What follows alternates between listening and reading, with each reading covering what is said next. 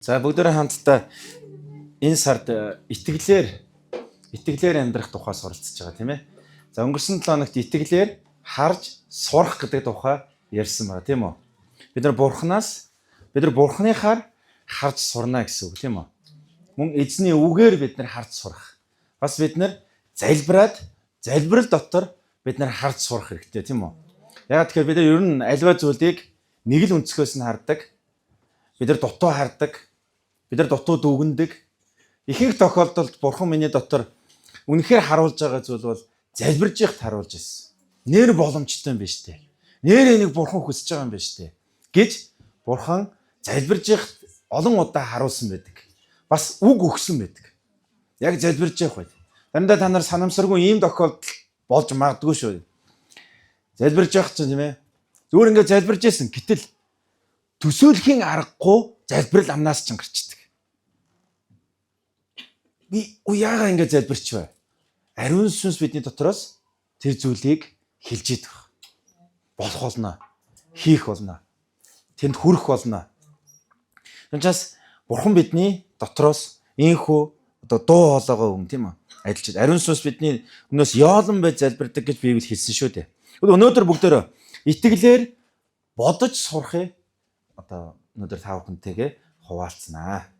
За бүгдөө өнөөдөр тооллого 14-24-ийг хамтаа харцгаая. Өнгөрсөн 7 хоногт бид нар Йошуа, Калеб болон бусад 10 энэ хоёрыг хамтд нь харсан тийм үү? Йошуа, Калеб хоёр бол итгэлээр харж ирсэн. Гэтэ нөгөө 10 бол өмнөхөө харж ирсэн тийм үү? Яг адилхан зүйлийг хардаг боловч итгэлийн хүмүүс бол тийм ээ дараагийн үр дүнг харж идэг. Бурхны нүдээр. Тооллого 14-24 дээр ингэж хэлсэн. Харин миний зарц Калеб өөр сүнстэй байж намайг бүрэн дагсан тул түүний орсон тэр нутагт нь би түүнийг аваачих бөгөөд үр удам нь тэр газрыг эзэмших болно гэж Мосегоор дамжуулан хэлсэн байна. За өнөөдөр бүгд хамтдаа энэ үгийг бүгд өөрсдөө харцгаая. Харин миний зарц буюу тийм ээ бурхан таныг сонгосон. Есүс Иохан номдэр хэлсэн шүү дээ. Та нар намайг сонгоогүй. Би та нарыг сонгосон. Бид нар ямар нэгэн байдлаар хэн нэгний ятгалаг, урилга юу гэдгийг бид цуглаанд ирсэн байж болно. Гэхдээ нэг л үнэн байгаа. Бурхан биднийг дуудсан гэдэг. Бид нар өөр газар байж болох байсан. Бид нар өөр зүйл хийж болох байсан. Бурхан биднийг дуудсан. Тэгээд Калеб бурхан Мосегоор дамжуулаад юу гэж хэлсэн бэ гэвэл өөр сүнстэй буюу. За өнгөрсөн 7 хоногт ярьсан учраас та нар сайн мэдж байгаа. Хоёр нь тийм ээ бурхан энэ газар нутгийг над бидэнд амласан юм а. Авраамд өгсөн, Яаковд өгсөн, Исаакт өгсөн амлалтыг бид уншсан шүү дээ. Дайсныхаа тийм ээ үе таалгыг эзэгнэх болно гэж хэлсэн шүү дээ. Ингээ амлцууч тэр амлалт дотроос Йошуа, Калеб хоёр харсан байна. За бид нар бүгдөө л энэ нөхцөлөдлийг харж шүү дээ. Өнөөдөр улс оронд юу болж байна? Ямар хэцүү зүйл байгаа. Бид нар хүний л амьдралаар амьдарч байгаа учраас гачигдал, дутагдал, санхүү мөнгө хүрэхгүй, өр зээл, янз бүрийн асуудлуудыг бид нар харж байгаа. Тэгээд танд нэг зүйлийг хэлье. Дандаа ийм байхгүй. Йошуа, Калеб тэгж харсан байхгүй. Дандаа ийм байхгүй. Бид ч гэсэн хүүхдүүдэд өсгөхийн тулд амаргүй цаг үеийг туулж байгаа. Хүүхэд бага байх, ер нь бага ч гэхгүй бүх хүүхдүүд бидний бодсноор байдаггүй. Гэтэ бас дандаа ийм байхгүй. Дараагийн улирал бидний амьдралд ирэх болно. Тэгвэл Калеб ингэж бодож чаддаг, ингэж харж чаддаг байсан учраас түүнийг юу гэж хэлсэн бэ? Өөр сүнстэй гэж хэлж байгаа байхгүй юу? За, бүгд хамтдаа энэ үгийг жоохон бодж үзье. Энэ өөр сүнстэй гэдэг нь бурхан түүн дээр нэг өөр сүнсийг өгөөд бусд нь өгөөгүй гэсэн талаар битгий бодоорой. Энэ сүнс гэж хэлэхдээ Библи юу гэж хэлдэг гэх юм бол хоёр талаар хэлдэг. Мэдээж бурханы сүнс, хүний сүнсний тухай ярьж байгаа. Гэхдээ сүнс гэдэг нь шүү дээ, бүр тэр чигээрээ тэр хүний доторх нь ийм гэсэн үг байхгүй юу? Бүр гүнээсээ ийм хүн. Ойлгомжтой юу? Тэр хүн угаасаа мэс чанар нь ийм хүн гэсэн утгатай. Мэс чанар нь тэр өөрөөр боддог. Мэс чанар нь тэр бурхны тал зогсдог. Мэс чанар нь тэр бурхны сонгосон хүмүүсийн тал зогсдог гэсэн үг. Нэг хөр ийм байхгүй. Би бүрэн хараагүй. Би бүрэн мэдэхгүй. Тэгэхээр яах вэ? Бурхны талд зогсъё. Бурхны хүмүүсийн талд зогсъё. Энэ бол мэс чанар. Паул хэлжсэн шүү дээ. Паул олон загтал дээр би сайн мэс чанартай байхыг ирмэлцдэг. Би мэс чанарынхаа улмаас гэж Библиэд олон үг гэдэг. Энэ бол энэ сүнстэй гэсэн үг байхгүй. Уг хүн нь тийм хүн. Та санаж байгаа бол Йосеф би эцгийнхаа Бурхны өмнө яаж ийм муухай зүйл хийх юм бэ гэж хэлсэн. Нөхөр мэс чанараасаа болоод байхгүй. Калеб бол тийм байхыг сонгов. Тэгвэл энэ хараа ингээл тийм гэр бүл төссөн учраас ч юм уу бид нар шууд тэгээ ойлгочтой. Гэтэл энэ бол бидний дотор бий болдог зүйл байхгүй. Ийм өөр сүнстэй байх, сайн мэс чанартай байх чинь бидний дотор бий болдог зүйл. Нэг амархан магадгүй үр хөвгтүүдэд өвлүүлэх энэ гайхалтай зүйл шүү.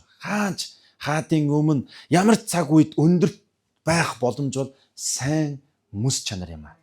Тэгвэл энэ үр хөвгтүүдэд үнэхээр энэ сайн мэс чанарыг өвлүүлэе гэвэл нэг гайхалтай аргыг зааж.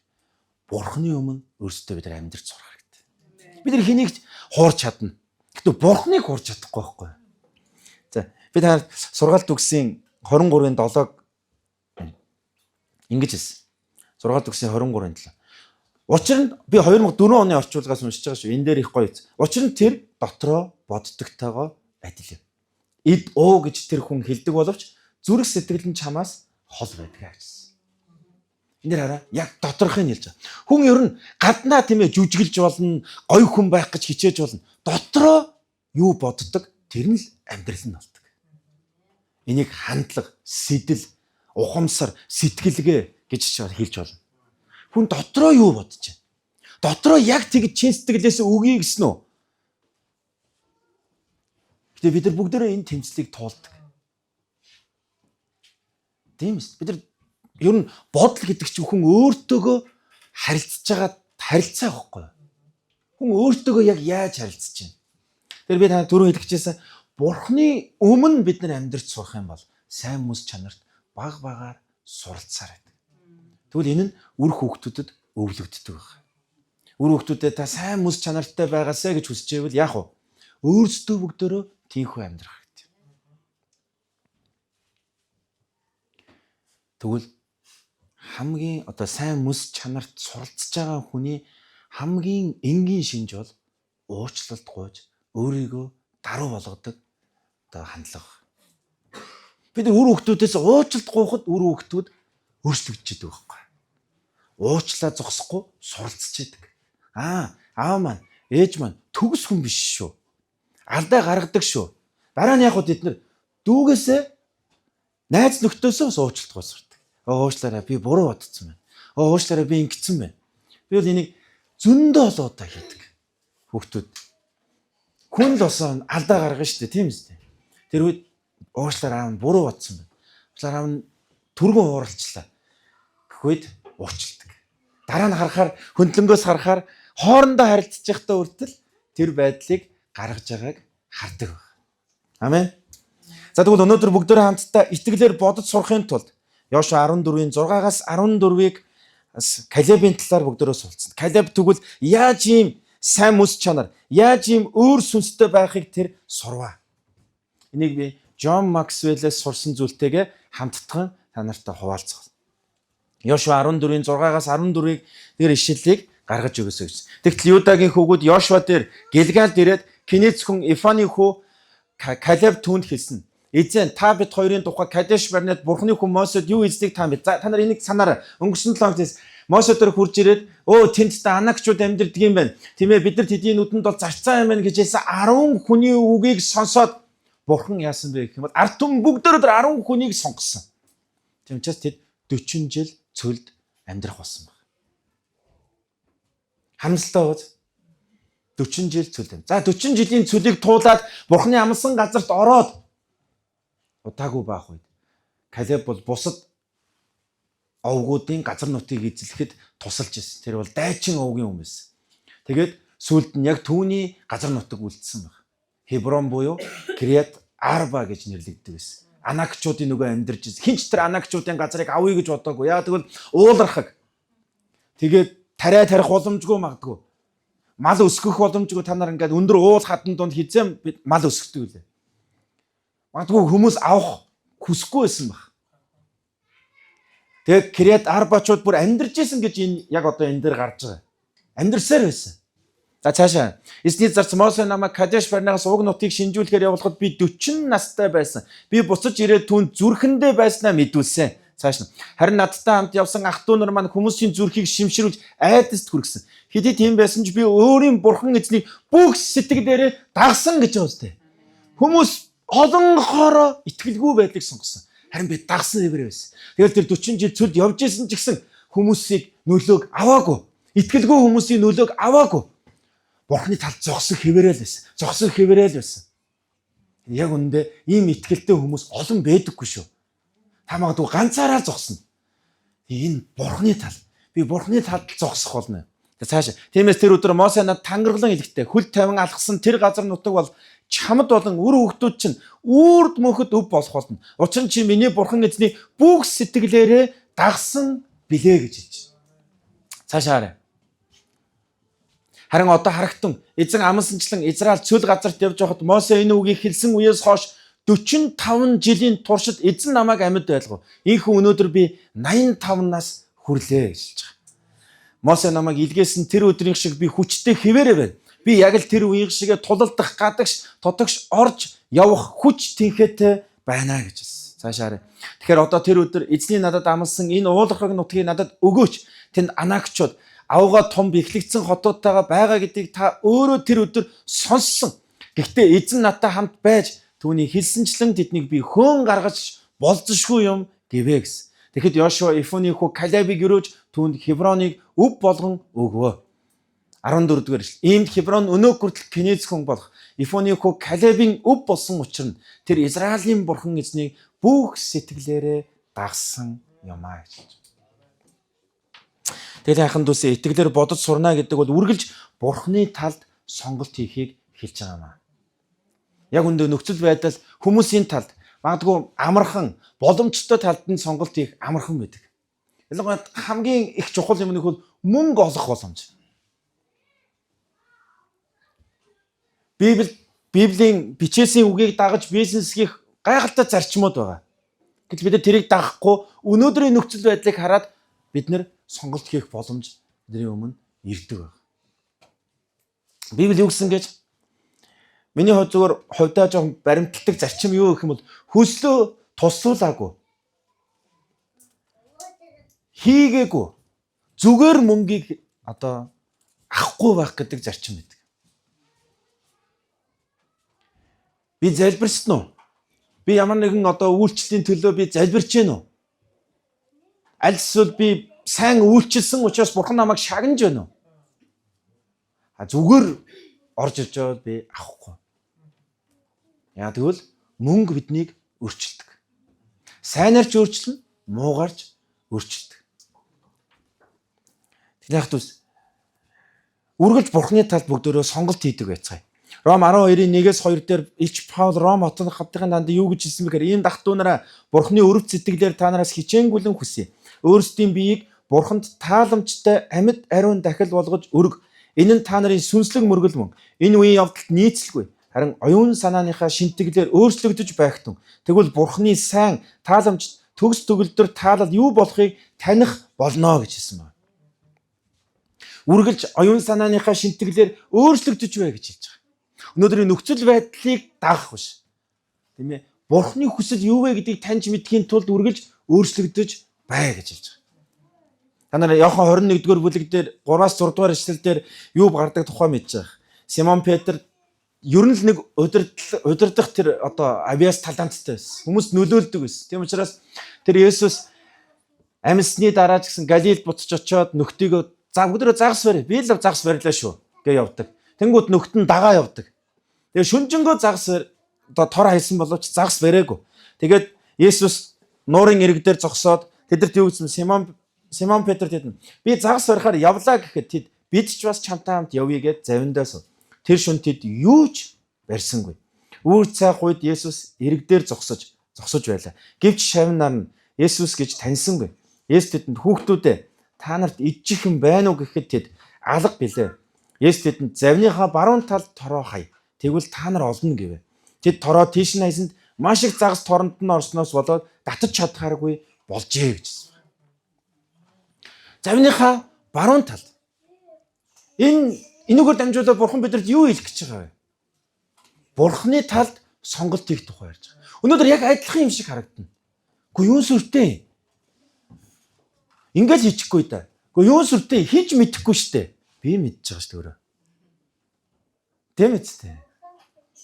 Хийж мэдэхгүй штэ гэдэг үг маш аюултай. Яг би мэдчихэж байгаа байхгүй юу? Өөрөө өөрийгөө хуурна гэдэг чинь бус амьдралыг хуурах хамгийн том хууралт байхгүй юу? Тэгээд тэд нар шүнжэнгөө загас бариад бариагүй. Тэгтээ хараа нэг сонирхолтой юм байна. Завныхаа баруун тал тороо хайсан, тор дүрэн загас барьсан гой нэг юм юу гэж торн урагтаагүй. Бурханыхаар амьдрахаар ямар ч гай зовлон байдаггүй. Суралт өгсөн дээр юу гэж хэллээ? Эзний өрөөл нь баяжуулдаг бөгөөд харуулслыг ис авчирна гэж хэлсэн шүү дээ. Эзэн өрөөхөд харуулслыг авчирдаггүй. Харин хүнийхаар бид нар ингээл тэмцээл хүмүүстэй станаар зөрчилдөөл, муудалцаал, шархлуулаад тэгэл гоё амьдэрсэн байж бол. Тэгээ эргээд харах үед маш ганцаар би яах гэж энэ өндөрлөгт би яах гэж гарав. Яг юуны төлөө явсан юм бол? Хүмүүстэй зөрчилдөн, шархлуулж, өөрийгөө зовоож тийм ээ. Гэтэл хүний чинь хамгийн амьдралын таашаалыг авдаг зүйлийн нэг бол харилцаа шүү дээ. Харилцаа байхгүй. Цагаан сар боллоо. Танд хин ч ирэхгүй бол яах вэ? Та яаж амьдрсан, хүмүүстэй яаж харилцсны чинь нэг талын үр дүн байхгүй. Юуг зорж явж байгаагийн чинь үр дүн. Таныг хүнд хэцүү зүйл тулж хин ч танд санаа тавихгүй байна. Тийг хамгийн том орц чи юу юм? Харилцаа үстэй. Бид нар хэрхэн амьдрах уу, юуг шийдэж байгаа юм? Харилцаанаа шийдэж байгаа шүү дээ. Харалтаа танаа. Калеб амлалтын газар нутгуудыг эзэлж аваад газар нутагтаа болоод тариал малаа өсгөөл Калеб өөрөө Йошуа дээр зориод ирсэн байгаа зү. Одоо Мосегаар дамжуулаад надад өгсөн газар нутгийг би авъя. Би эзэлж авъя. Тэгж жагаад өөрөө ирэх байлгүй над дээр. Тэгж байгаа Йошуа нэг над дээр хурж ирээд чи амлсан газар авах уу гэд надтай ярих байлгүй. Тэгж хүлээгээгүй шүү. Өнөөдөр хүлээснээр болдоггүй. Та өөрөө зор, яв, сур, өс, хөгж, санхүү мөнгөө зориул. Яагаад? Та харахгүй бол, та бодож эхлэхгүй бол, та өөрсдөж эхлэхгүй бол таны эргэн тойрон, гэр бүл, үр хүүхдүүд, орчин чинь яг л тийм болно. Болж байна уу манайхаа? Тийм учраас бодол санаа гэдэг бол өөртөөгөө харилцаж байгаа харилцаа юм аа. Тэндээс чинь хүмүүстэй харилцах харилцаа гарна. Тэндээс чинь яах вэ? Амьдралыг чинь яаж амьдрах вэ гэдэг чинь шийдэгдэх бол. Калебас өнөөдөр бүгдөө 3 чухал зүйлийг сурлаа. Үргэлж Бурхны талд сонголт хийгээрэй. Хоёрдугаарт нь тийм ээ, Бурхны хүмүүсээс буюу урд алхаж байгаа хүмүүсээс суралцаарай. Би баярладаг юм нь юу гэх юм бол пастор ийм зүйлийг шийдмээр байна. Амьдралд нэг ийм том асуудал гараад ирлээ. Энийг яаж шийдэх вэ гэж юу н асуудаг хүн хуруу дарам цөөхөн байдаг. Өөрөө хороо шийдчихдэг. Мэдээж пастрын хувьд тийм ээ амьдрал чинь оролцохгүй л дээ. Хувийн амьдрал чи учраас. Тэгтээ Библиэд пастор юу гэсэн бол харгалзагч гэж хэлсэн байхгүй. Амьдралыг чинь харгалзаж байгаа байхгүй юу? Бурхныхаар яваасай. Бурхныхаар яваад өрөөгдөөсэй. Бурхны амлалт амьдралд нь биелээсэй гэж харж байгаа. Ингэж зааж сургаж байгаа харгалзагч байхгүй юу? Тийм учраас асуудаг байгаасай. Зөвлөгөө авдаг байгаасай. Магадгүй манай чуулганд ивэлтэй зүйл нь юм сэтгэл зүйч нар байгаа шүү дээ. Сэтгэл зүйчнээс асуугаасай. Бид ч гэсэн ингээ байгуулгын харилцаа асуудлаа шийдэх гэж сэтгэл зүйчнээс зөвлөгөө авч шүү дээ. Гэтэл миний өмнө алхаж байгаа удирдагч нараас би зөвлөгөө авч. Тэгтээ та нар бодоорой. Зөвлөгөө авах үед таалагдахгүй хариулт сонссон шүү дээ. Чи өөрөө юм байгаа юм биш үү гэж. Зөвлөгөө авахаа болох юм бол. Шаарай. Таны амьдрал сайн сайхан, таны амьдралд нэг гойд онцгой зүйл болно гэж битгий үлээвэр. Одоо миний сурдаг гэж юу гэдгийг. Тэгээ бид нар маш их буруу сэтгэлгээтэй шүү дээ. Өөрөөсөө залуу хүмүүсээс бас сурдаггүй. Юу гэж хэлдэг лээ? Аавда авгаа авахыг заах нь гэдэг. Тэгээд юу гэж би ийм хүмүүсээс сурдیں۔ Юу гэж ийм залуу хүмүүсээс сурдیں۔ Уучлаарай. Би үйлчлэгээд удирдлагын үйлчлэгээд явж байхад залуугаас нь сурдаг, үеийнхнаасаа ч сурдаг, өмнө алхаж байгаагаасаа ч суралцдаг. Ялангуяа энэ сошиал, техник, технологи залуучуудаасаа их сурдаг. Яаж ингэж хийдэг юм? Хаана нэгдгийн тэр тохиргоо гэж суралцдаг. Би фэйсбүүкээр ч гэсэн дагдаг. Яг энэ талаар рил хийдэг залуучуудаас бас суралцдаг. iPhone-ыг ингэж хэрэглэдэг юм байна. Ингэж зөв ашигладаг юм байна. Ийм тохиргоо байдаг юм байна. Одоо миний сурдаг гэж юу байдгийг ингэж та хэлжсэн бол одоо үгээ өөрчлөөрэй. Одоо сурах цаг ирж байна гэж өөртөө хэлж сураа. Яг хүн боддогтойгоо адилхан гэж хэлсэн шүү дээ. Хүн боддогтойгоо адилхан шүү. Ямар нэгэн зүйлийг сурахад амархан биш. 3 дугаар өсөж хөгжих амьдралын хэм маягтай байгаарай. Хараа Калеб ингэж хэлсэн байхгүй.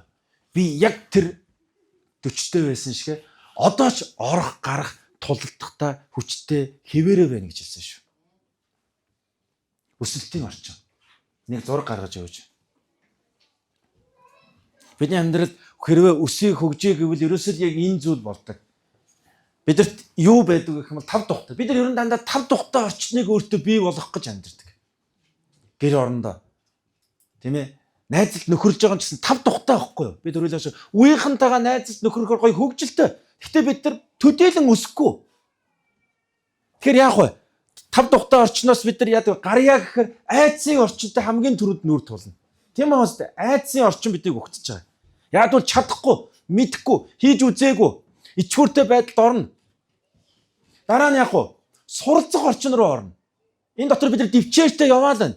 Тэгэх юм бол суралцах орчин руу ордог. Сурж эхэлдэг. Дараа нь яах вэ? Бидний үр дүнд нь өсөлтийн орчинд амьдарч сурдаг.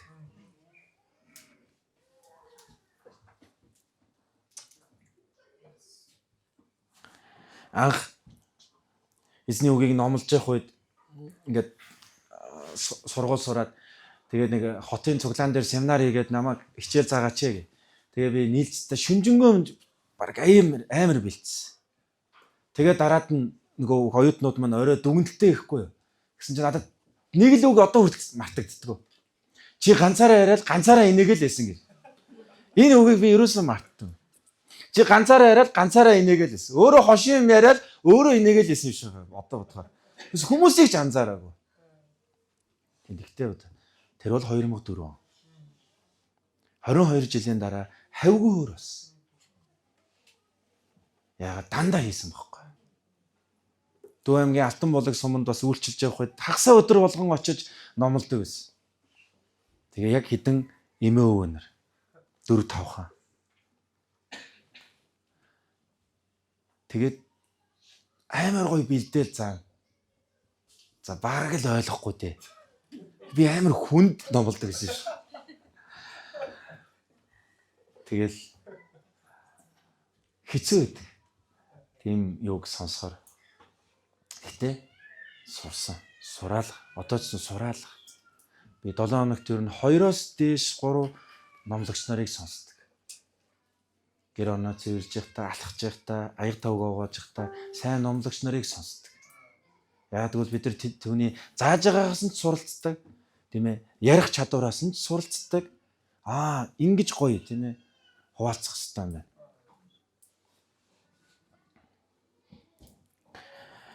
Тэглэхэн дүүсээ. Калеб бол орох гарах тулдахдаа хүчтэй байсан гэдэг шиг өсөлтийн орчин өөртөө амьдралын өсөж хөгжих дадлыг үргэлж бий болгож ирсэн байна. Та хэвтэл байвал юу ч сурахгүй. Таны газартаа байгаа л байвал юу ч сурахгүй. Джон Максвелл тэгж хэлсэн. Хотоодны мухард хүрдэг тэр амттантай адилхан гэж хэлсэн шүү дээ. Ховж юу ярих тэр яг тийм хэмжээний гоё байхгүй. Яг бол тайвшруулдаг тухайн үедээ тийм ээ. Ястаа тэр хүний муу мухаг үзье гэж байгаа бүр ингээд таашаал авч байгаа юм шиг санагдана. Гэхдээ хотоодны мухард хүрдэг амттантай адилхан. Гэхдээ хор хөнөөл нь маш аюултай байхгүй. Библи тийм учраас бүгдөө Бурхны тал сонголт хийнэ гэдэг чинь бичээсийг үргэлж уншаарай. Өглөө уншаарай. Алдарт авралын зар тараагч Билигэрэ хэмээн нэг үг надад үргэлж бодогд. Тэр хүн сая хүмүүс номлодог. Гэхдээ нэг ийм зүйлийг сонсч байсан. Гэрийнхэн сууж болох газар болгонд Бурхны үгийг тавьдаг гэж.